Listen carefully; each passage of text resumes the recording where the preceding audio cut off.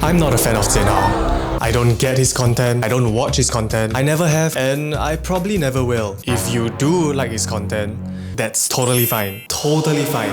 But that doesn't mean I don't like him as a person. I'm sure he's a solid dude. I'm just not a fan of the content that he's putting out. Yeah, I just wanted to let y'all know where I stand before we begin this video. And also I'm wearing a beanie today because my hair is fucking long and I look homeless.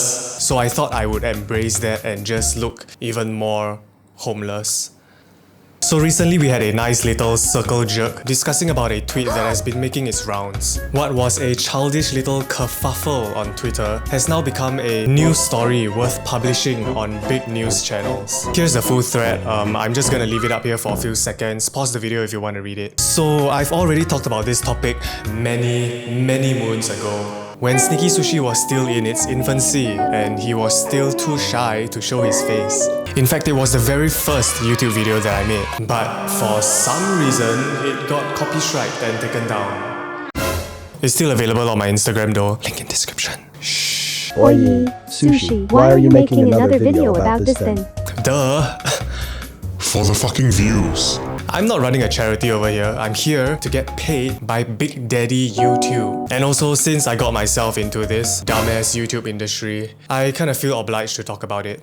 But basically, I share the same sentiments as the tweet. I don't like that local YouTube content is stale and reusing the same template that they have been using for almost a decade, aka listicles, like, I don't know, 10 types of students who film in the shower.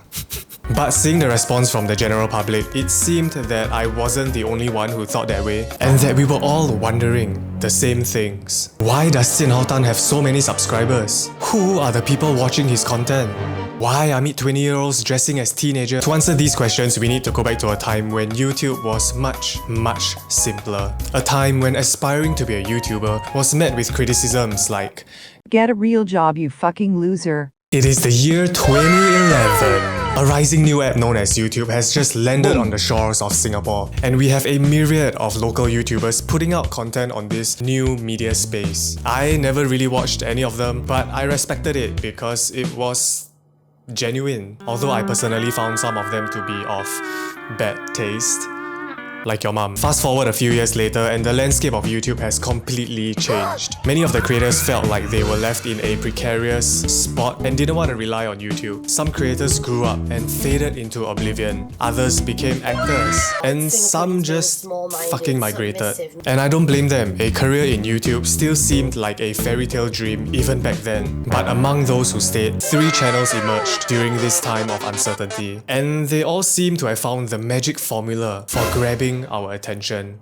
Hence began the golden era of listicles. Channels like Wah Banana and Night Owl Cinematics sprung up, showing us hundreds of different ways of doing things that we don't really give a shit about. And for some reason, Singaporeans loved it. I mean, it was the shit. We loved it as much as the first time we found out about incognito mode. And I was really happy about incognito.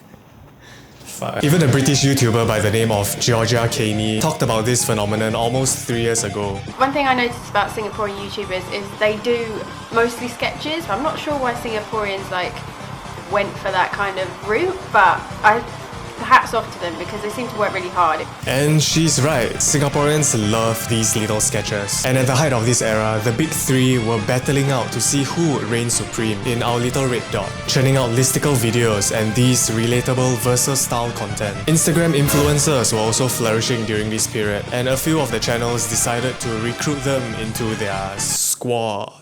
And with good reason. And for a period, it seemed like they had found the secret recipe for harvesting views off of horny little teens. Slap a couple of tits on the thumbnail, make do with mediocre acting, and assign an appropriate title. Boom bada pow, you got 1 million fucking views. Now, this concept has been going on for years, even up till today, so it's no surprise that when we, the viewers, see content that we used to see 10 years ago still being put out today, we're gonna go, ew, that's boring. Like, come on guys, switch it up a little bit.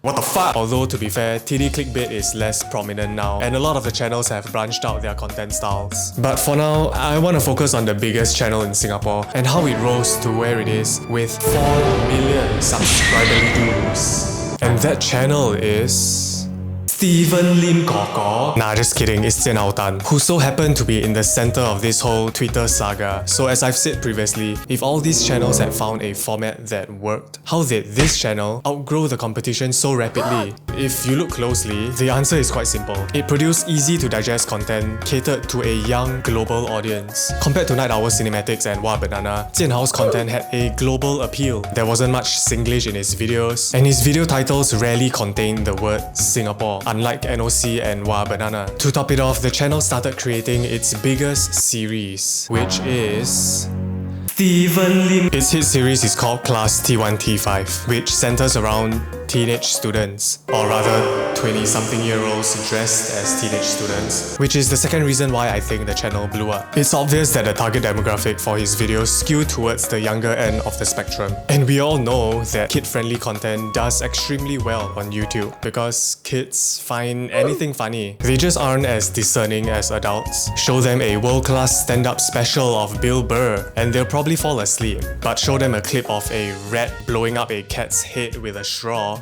and they'll probably burst out laughing. And that's why creators like the Paul brothers or Lele Pons have legions of young fans. In fact, Jian Hao's content is quite similar to Lele Pons, you know, with loud, over-exaggerated acting,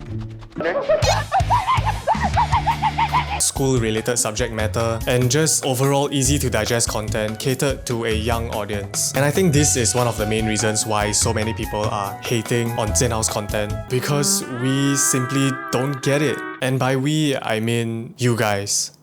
And it doesn't help that that is the kind of content that he's known for, because those are the only videos hitting our front pages. Take this for example. What's the first thing that comes to mind when you hear Tiger Woods?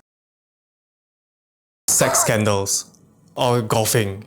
Yeah, golfing too. Because that's what he's known for. But who knows, maybe he has an immense passion for furry cosplay. But the general public will always see him as the guy who plays golf. Just like how most people assume that Jian Hao only creates one type of content, when in fact he has multiple channels creating a variety of content. I also found this comment on Facebook regarding the tweet, which basically says that a lot of the distaste for Singaporean YouTube comes from cultural cringe, where we tend to have the mindset that whatever creative endeavor done locally will never be on par to those done internationally, which I kinda agree with it, but that's a whole nother topic that I do not want to delve into. At the end of the day, content creators like Jian Hao are just doing what brings in the views. He knows his audience and he's giving them what they want. And honestly, there's nothing wrong with that. As I've said, I personally don't like the content because I'm obviously not the target demographic. But if he enjoys creating content like that, mazel tov bro, just do your thing. But you can't blame people for thinking that that's the only content that big channels create, because listicle videos were what made them big in the first place. I'm just thinking if he should even have replied to that tweet. I mean, it's the fact that he did. That's why this whole thing is blowing up bigger than it should have. What an oopsie. And yeah, that's all I really wanted to say. I didn't want this video to be a big, massive roast, because I do respect their hustle and we have to give them credit for their hard work. So please don't go on a rage-fueled crusade to flame any of the creators mentioned. Don't be a fucking idiot. Yeah. But I don't know, man, everyone's as sensitive as an erected nipple these days, so nothing I say really matters. Remember to You just do what you want. Think for yourselves. Goodbye.